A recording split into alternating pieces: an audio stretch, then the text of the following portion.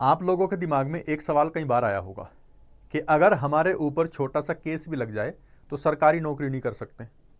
कई बार कोर्ट के चक्कर, कचहरियों के चक्कर, वकीलों को पैसा, ये सब करना पड़ता है। लेकिन कुछ नेता ऐसे हैं जिन पर बहुत सारे केसेस लगे रहते हैं और वो संसद में हमारा रिप्रेजेंटेशन करते हैं या राज्य की विधानसभाओं में, उनको क्यों कुछ नहीं होता है। तो इसी पर एक बहस छिड़ पड़ी है कि सुप्रीम कोर्ट का अभी एक बयान आया है, मैं उस पर आपको बताऊंगा, उस पर चर्चा करेंगे हम, किस तरह से इस पर लगाम लगाई जाएगी। यानी कि कहने का मतलब ये है, अब ये जो बहस है काफ़ी दिनों से चली आ रही थी, अब ये थोड़ी आगे बढ़ना चाह रही है। जो दोषी नेता हैं, जिन पर सजा या तो बोल दी गई है उनको या दोष सिद्ध हो जाता है, तो उनके साथ कैसा व्यवहार किया जाएगा, अब तक क्या होता था, आगे क्या प्लान है, इसी पर हम चर्चा करेंगे। आपके दिमाग में भी सारे बहुत सारे मुद्दे आए होंगे।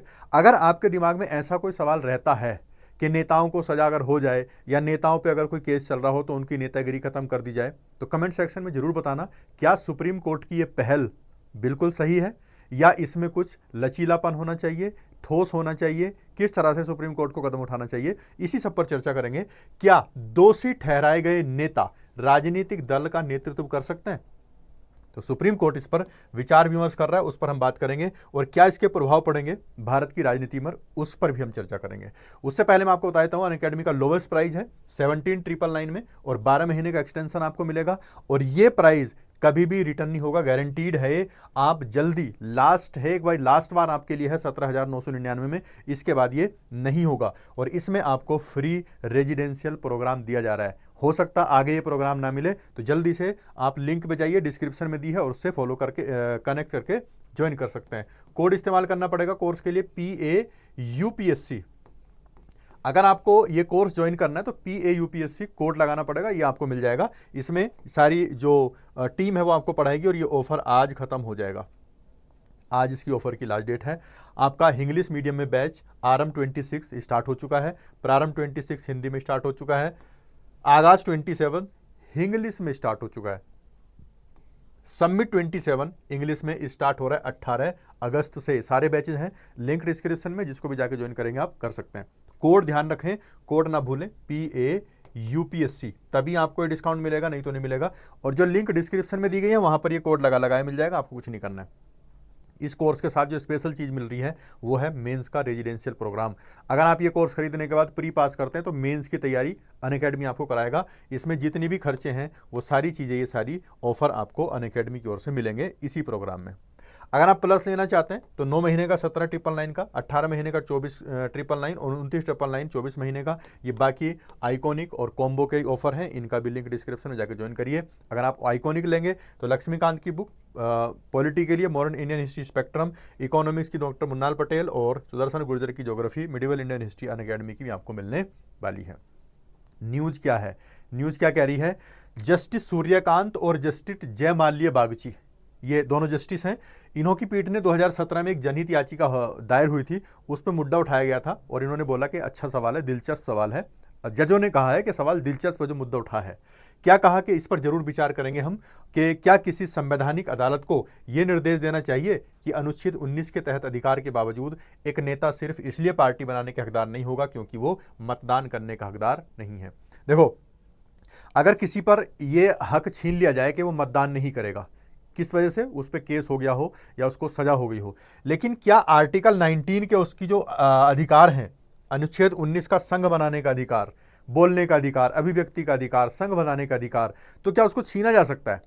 जैसे हम अभी देखेंगे आर्टिकल 19, हमारा आर्टिकल 19 जो है अनुच्छेद 19, इसमें हम संघ बना सकते हैं, अभिव्यक्त कर सकते हैं अपना आपको, बोलकर, लिखकर, अलग अलग तरह से। तो क्या उसका संघ बनाने का अधिकार छीना जा सकता है किसी व्यक्ति का? क्योंकि मौलिक अधिकार है। तो इस सब पर सुप्रीम कोर्ट विचार कर रहा है। भारतीय राजनीति में अपराधीकरण लंबे समय से चिंता का विषय रहा है। आप लोग सब जानते हैं हमारी राजनीति में कितने अपराधी लोग नेता बनकर वहां पर बैठते हैं और लड्डू खाते हैं। बने वो एक कहावत सुनी है कि एड़ा बनकर पेड़ा खाना। तो वो सारी सुख सुविधाएं लेते हैं, लेकिन उनके ऊपर बहुत बड़े बड़े संगीन अपराध चल रहे होते हैं, या लगे हुए होते हैं, या कहीं केस चल रहे होते हैं, या उनको सजा मिल चुकी होती है। हालांकि कानून ऐसे नेताओं को चुनाव लड़ने से रोकता है जो किसी गंभीर अपराध में दोषी ठहराए गए हों। अगर किसी को 2 साल या उससे ज़्यादा की सजा हुई हो और वो दोषी ठहरा दिया गया हो, तो उसको जो कोर्ट है यानी कि कानून है वो उसको रोकता है किस चीज़ से? वोट डालने से। लेकिन राजनीतिक दल का नेतृत्व करने पर कोई प्रतिबंध नहीं है। ध्यान रखना, कोई भी व्यक्ति चुनाव लड़ने से रुक सकता है, वोट डालने से रुक सकता है, पर अभी तक किसी भी राजनीतिक पार्टी का हेड बनने से नहीं रुक सकता। सपोज करो मैंने बनाई कोई पार्टी एक्स, मेरे ऊपर लग गया कोई केस, अब मैं वोट नहीं डाल सकता, या हो सकता मैं चुनाव नहीं लड़ सकता मेरे कामों की वजह से, मेरे ऊपर कोई अब अगर अपराध लग जाए तब, लेकिन मैं उस पार्टी का हेड बन के रह सकता हूं। तो फायदा क्या हुआ, मैं हेड बन के बाकी लोगों के द्वारा अपनी पार्टी चला सकता हूं, उनको करवा सकता हूं कोई भी काम। तो यहां पर अभी इस पर बहस स्टार्ट हो गई है कि बहुत सारे नेता ऐसा कर सकते हैं, करते हैं, जो पार्टी के हेड रहते हैं लेकिन उनके ऊपर केस चलते हैं। तो इस पर अब बहस हो रही है। यह स्थिति लोकतांत्रिक मूल्यों, नैतिक राजनीति और जनता के विश्वास पर प्रचंड चिन्ह लगाती है। आप लोग किसी नेता पर विश्वास किए, उसको वोट दिया, और विश्वास करके वोट दे के जब वो गया तो उसने अपनी पावर का गलत इस्तेमाल किया और वो किसी गलत काम में पड़ गया, किसी का मर्डर कर दिया, कोई अदर केस लग गए, लेकिन फिर भी वो किसी पार्टी को लीड कर रहा है और हमारे देश को लीड कर रहा है एक तरह से वो। तो क्या ये हमारे लिए सही है? नहीं। जनता उस पर प्रश्न चिन्ह लगाएगी, जनता का भरोसा उस पर से उठ जाएगा। और जैसे कि आप देखते भी हैं, जनता का भरोसा आज की राजनीति से बहुत हद तक उठा हुआ है। इसी मुद्दे पर सुप्रीम कोर्ट विचार कर रहा है कि क्या दोषी नेताओं को भी राजनीतिक दल के शीर्ष पदों से रोका जाना चाहिए। राजनीतिक दल के शीर्ष पदों से क्या रोका जाए, सुप्रीम कोर्ट इस पर विचार कर रहा है। तो आप भी अपनी राय देना कि क्या वाकई रोका जाना चाहिए, ताकि राजनीति में पारदर्शिता आए, स्वच्छ छवि बनी रहे। क्या राजनीति में पारदर्शिता लाने के लिए जरूरी है? मुझे तो लगता जरूरी है, आप भी बताइए क्या आपकी राय है। सुप्रीम कोर्ट ने मंगलवार को कहा है कि वो इस प्रश्न की पड़ताल करेगा कि क्या किसी राजनीतिक नेता को दोष सिद्धि हो जाए, मतदान के लिए अयोग्य घोषित हो जाए, तो उसके आधार पर राजनीतिक दल से भी इस्तीफा देना पड़ेगा क्या। कि अगर कोई नेता दोष सिद्ध हो जाए, किसी पर दोष सिद्ध हो जाए, साबित हो जाए कि ये गुनाहगार है, या उस पर मतदान देने के लिए रोक लगा दी जाए। सपोज करो मैं वोट डालने जा ही नहीं रहा हूं, लेकिन राजनीतिक दल का हेड हूं मैं, तो ये अजीब है ना बात। तो क्या संगठन या दल का नेतृत्व करने के संवैधानिक अधिकार से वंचित किया जा सकता है या नहीं? सुप्रीम कोर्ट इस पर विचार कर रहा है कि ऐसा करने से क्या वो किसी दल का नेतृत्व भी नहीं कर सकता क्या, जब उस पर कोई दोष सिद्ध हो जाए। तो मेरे ख्याल से तो नहीं करना चाहिए। जो भारत का कॉन्स्टिट्यूशन है वो उसको बचाने के लिए, उसकी साख बचाने के लिए, जनता का भरोसा बचाने के लिए और कानून का एक्चुअल पालन कराने के लिए ये नियम आना चाहिए कि जो व्यक्ति किसी संगीन अपराध में शामिल है, उस पर साबित हो चुका है, उसकी वोट देने का अधिकार भी, उसका चुनाव लड़ने का अधिकार भी, और उसका किसी भी पार्टी का लीडरशिप में जाने का अधिकार भी छीन लेना चाहिए। भारतीय राजनीति में अपराधीकरण एक गंभीर मुद्दा बना हुआ है, आप सबको पता है। अपराधी लोग ज्यादातर राजनीति की ओर अग्रसर हैं। जिसके ऊपर कोई केस चल रहा है, जिसके ऊपर जो कोई अपराध में लिप्त है, वो अपने आप को बचाने के लिए राजनीति में आना चाहता है, और राजनीति में आके अपने राजनीतिक प्रभाव से अपने आप को उससे भी बचाने की कोशिश करता है। दोषी नेताओं के चुनाव लड़ने पर कानूनी रोक, लेकिन दल के नेतृत्व पर कोई स्पष्ट प्रतिबंध नहीं है। तो चुनाव नहीं लड़ेगा, कानूनी रोक है, चलो डायरेक्ट चुनाव नहीं लड़ रहा है, पर पार्टी का हेड है, और वही एड़ा बन के पेड़ा खाना, मलाई खाना, फिर भी मलाई उसके हाथ में जाएगी। सुप्रीम कोर्ट में इस पर विचार विमर्श शुरू हो गया। अगर देखो मुद्दा सुप्रीम कोर्ट तक पहुंचा है, इसका मतलब तो, और सुप्रीम कोर्ट ने एक्सेप्ट अगर कर लिया है, इसका मतलब तो सुप्रीम कोर्ट को इसमें कुछ सीरियस लगा होगा। तो ये भी हमारे लिए एक अच्छी उम्मीद की किरण है। हम जनप्रतिनिधि अधिनियम 1951 की अगर बात करें तो वो क्या कहता है, 2 साल या उससे अधिक की सजा पाने वाले चुनाव लड़ने से अयोग्य होंगे। अगर किसी व्यक्ति को किसी भी क्राइम के लिए 2 साल या उससे ज्यादा की सजा बोल दी गई कोर्ट के द्वारा, तो वो अब चुनाव नहीं लड़ सकता। तो इन लोगों ने क्या रास्ता निकाला, चुनाव तो हम नहीं लड़ सकते, लेकिन अपनी जगह पर पार्टी बनाएंगे, हेड बन के रहेंगे, ऊपर हम बैठेंगे, और किसी और को नेता बनाएंगे, चुनाव लड़ाएंगे, रिप्रेजेंटेटिव बनाएंगे, पर काम हमारे अंडर में रहेगा, करेंगे हम सब कुछ। तो इस पर लगाम लगेगी। दोषी नेता चुनाव नहीं लड़ सकते, लेकिन पार्टी अध्यक्ष या प्रमुख बन सकते हैं। तो फायदा क्या हुआ, जो दोषी नेता है हाथ में तो फिर भी इसी के रहेगा, क्योंकि वो चुनाव तो नहीं लड़ सकता, पर हेड तो है ना, तो जो चुनाव लड़ेंगे वो इसके अंडर में रहेंगे। इससे राजनीति में अपराधी तत्वों का प्रभाव बना रहता है। तो जो अपराधी लोग हैं वो राजनीति में बने रहेंगे, क्योंकि वो पार्टी के हेड बन सकते हैं, पार्टी को बनाए रख सकते हैं। तो सारी चीजें खत्म होनी चाहिए, तब तो फायदा है। जो याचिका दायर हुई थी उसमें मांग क्या की गई, दोषी नेताओं को राजनीतिक दल का नेतृत्व करने से भी रोका जाए। वोट देने से भी रोक रखा है, आपने चुनाव लड़ने से भी रोक रखा है, लेकिन फिर भी राजनीतिक पार्टियों का जो नेतृत्व है वो क्यों दे रखा है, उससे भी रोको। क्या तर्क दिया, लोकतंत्र की पवित्रता बनी रहेगी, पवित्रता बढ़ेगी, लोगों का विश्वास बढ़ेगा, इससे जनता का विश्वास कायम होगा। एक तो जो लोकतंत्र की एक्चुअल परिभाषा है वो सही होगी, भाई जो आपराधिक व्यक्ति हैं वो क्यों आए इसमें, जनता का भरोसा बढ़ेगा, अपराधीकरण पर भी रोक लगेगी। लोग जो अपराधीकरण कर रहे हैं जानबूझ के अपराध करते हैं क्योंकि उनके पास पावर होती है, वो किसी को भी धमकाना, किसी से भी कैसा बदला ले लेना, उस पे भी रोक लगेगी। जो अपराधीकरण हो गया ना राजनीति का, यानी कि सारे अपराधी जो होते हैं वो कोशिश करते हैं मेरी पावर हो जाए, राजनीति में पहचान बन जाए या मैं कुछ बन जाऊं। आप देखेंगे आसपास होता हुआ।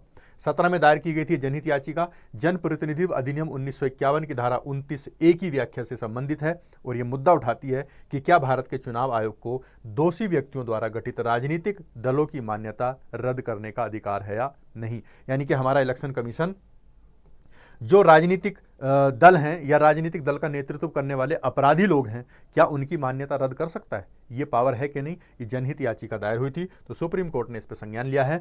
सुप्रीम कोर्ट का कहना है कि यह मामला लोकतांत्रिक मूल्यों का और नैतिक राजनीति से जुड़ा है। लोकतांत्रिक मूल्य भी जुड़े हैं, लोकतंत्र की पहचान भी जुड़ी है, दूसरे हमारी नैतिकता भी उससे जुड़ी है कि हमारी राजनीति में नैतिकता है कि नहीं है, उससे भी जुड़ा मुद्दा है। अब दोनों से जुड़ा मुद्दा है तो सीरियस होगा। सुप्रीम कोर्ट ने इस पर बयान दे दिया। संसद को कानून बनाने का निर्देश दिया जा सकता है या नहीं दिया जा सकता, इस पर विचार होगा। क्या इसके मामले में संसद कोई कानून बना सकती है, कोर्ट इस पर विचार करेगा और अगली सुनवाई में पूरी बहस इस पर होगी विस्तृत रूप से। तो कानूनी और संवैधानिक पहलू क्या है इसके, कानूनी और संवैधानिक पहलू में आप कह सकते हैं कि जो आर्टिकल 19 का क्लोज 1 का सब क्लोज ए है वो अभिव्यक्ति की स्वतंत्रता देता है। हम अपने आप को बोलकर, लिखकर, कार्टून बनाकर, अलग अलग माध्यम से हम अपने आप को एक्सप्रेस कर सकते हैं। दूसरा 19A का सी संघ बनाने की स्वतंत्रता देता है। तो आजादी कहां से मिल रही है हमको, यहां से मिल रही है। 19(1) का सी ये कहता है आप संघ बना सकते हैं, आप भी अपनी पार्टी बना सकते हैं, आप अपना ग्रुप बना सकते हैं, संघ बना सकते हैं, आप आजाद हैं क्योंकि ये फंडामेंटल राइट है। लेकिन संघ बनाने की आजादी फंडामेंटल राइट होने के बाद क्या ये कॉन्फ्लिक्ट तो नहीं होगा, सुप्रीम कोर्ट इस पर भी विचार करेगा। फंडामेंटल राइट है, आप राइट को नहीं तोड़ सकते किसी के, लेकिन कुछ जगह पर फंडामेंटल राइट को भी ब्रीच किया जा सकता है, तो क्या यहां पर होगा कि नहीं। और संसद के अधिकार बनाम न्यायपालिका की सीमा भी तय होगी। तो संसद के अधिकार कितने हैं इसमें, न्यायपालिका की कितनी सीमा है, दोनों के अधिकार क्षेत्र इसमें शामिल हैं और दोनों पे डिसीजन लिया जाएगा। अगर ये होता है तो क्या प्रभाव पड़ेंगे इस पर। राजनीतिक दलों में साफ सुथरे नेतृत्व को बढ़ावा मिलेगा और मिलना भी चाहिए। राजनीतिक दल देश को चला रहे हैं, हमारा रिप्रेजेंटेशन कर रहे हैं, हमारे प्रतिनिधि हैं, तो साफ सुथरे होने चाहिए। अपराधी हमारा प्रतिनिधित्व क्यों करे, आपके दिमाग में सवाल आता होगा। अपराधी नेताओं का प्रभाव कम होगा, जितने भी अपराधी प्रवृत्ति के नेता हैं वो बाहर जाएंगे। पहले तो सबसे पहले साफ सुथरी राजनीति होगी। तीसरा, जनता का भरोसा बढ़ेगा। जब अपराधी नहीं रहेंगे, किसी तरह के क्रिमिनल राजनीति में नहीं रहेंगे, जनता का भरोसा होगा। जो काम करेंगे हमारे रिप्रेजेंटेटिव वो हमारे फायदे के लिए करेंगे। विपक्ष और सत्ता दोनों में इसका असर पड़ेगा और दोनों में इस पर इसका भरोसेमंद एक असर पड़ेगा। निष्कर्ष निकलता है कि यह फैसला भारतीय राजनीति में महत्वपूर्ण बदलाव ला सकता है। आप भी इसको सोच रहे होंगे, अगर यह फैसला आ जाए और इसको लागू कर दिया जाए तो राजनीति हमारी काफी हद तक शुद्ध हो जाएगी। सुप्रीम कोर्ट का निर्णय लोकतंत्र की दिशा तय करेगा। सुप्रीम कोर्ट किस तरह से इस पर डिसीजन लेता है, क्या सोचता है, लोकतंत्र का क्या कहते नहीं, वो ऊंट किधर बैठेगा, तो लोकतंत्र का ऊंट किस साइड बैठेगा, ये डिसीजन इस पर तय करेगा कि डिसीजन कैसा आएगा सुप्रीम कोर्ट का। स्वच्छ राजनीति के लिए कानून और नैतिकता दोनों का होना जरूरी है। अगर आपको स्वच्छ राजनीति करनी है, स्वच्छ राजनीति चाहिए, तो कानून भी चाहिए, नैतिकता भी चाहिए। आपके अंदर नैतिकता नहीं है, कैसे, अगर मेरे अंदर नैतिकता नहीं होगी तो मैं कैसे किसी के लिए भले की सोच सकता हूं। तो ये मुद्दा था हमारा आज का और काफी अच्छा है लोकतंत्र के लिए। लेकिन आपकी राय एक जनता के तौर पर, देश के जिम्मेदार नागरिक के तौर पर, आपकी राय इस बारे में क्या है। क्या हमारी राजनीति बिल्कुल स्वच्छ होनी चाहिए, कोई भी छोटा बड़ा जितने भी अपराधी हैं सबको निकाल के बाहर कर देना चाहिए, क्या सुप्रीम कोर्ट को इस पे जल्दी और संज्ञान लेके आगे बढ़ना चाहिए। अपनी राय कमेंट सेक्शन में जरूर देना। आज के लिए इतना रखते हैं, फिर मिलेंगे किसी नेक्स्ट टॉपिक में, तब तक के लिए बाय, थैंक्स फॉर वॉचिंग।